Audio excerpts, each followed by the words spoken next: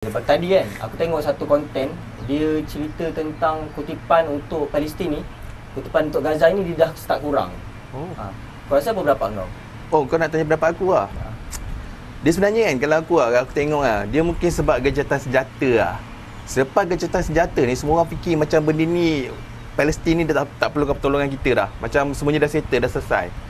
Tapi kalau kau tengok lah sebenarnya, yang orang tak faham sekarang ni lah, rakyat Malaysia tak faham sekarang ni, Palestin ni sebenarnya dah dilanda musim sejuk dengan musim banjir sebenarnya.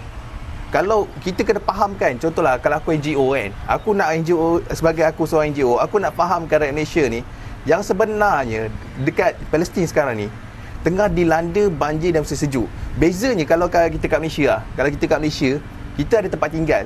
Kita ada tempat tinggal, kalau tenggelam pun kita boleh balik rumah kita kan. Kalau macam tu, orang Malaysia ni maksudnya dia kena tolong jugalah Gaza ni. Dia kena faham jugalah kenapa lepas perang ni dia kena bantu Gaza. Yelah, sampai perang ni, walaupun dah perang dah tamat, mereka sekarang okey, dengan perang, diorang perang dengan manusia tau. Boleh kompromi, boleh dapat gencatan senjata, boleh berhenti sekejap. Tapi dengan bencana, tak boleh.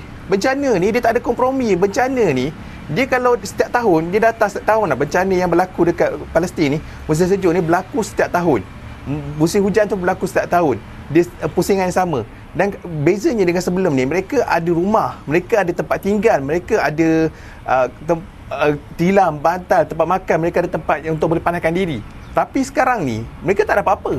Mereka nak berlawan dengan bencana ni, tak ada pun perlindungan asas tu. Makanan asas tak ada, perlindungan asas tak ada. Tak ada apa-apa, mereka tak ada apa-apa sekarang ni. Baju pun tak ada. Baju sejuk, tak ada. Jadi sekarang ni kau tahu tak, sekarang ni kat mana kau boleh tolong diorang? Kat mana kalau kita nak tolong sekarang Gaza ni?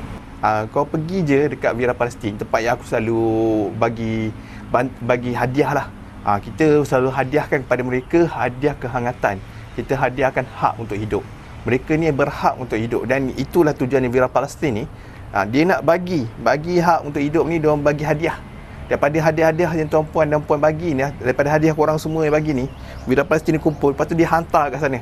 Kita pula punya strategi, kita beli barang daripada Rafah, angkat kontena, pergi ke arah sempadan Gaza, kita bawa masuk kat sana. Lepas tu kita simpan kat gudang.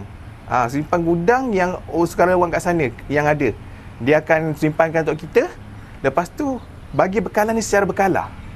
Kita bagi bekalan makan asas. Tapi mereka perlukan lebih daripada tu.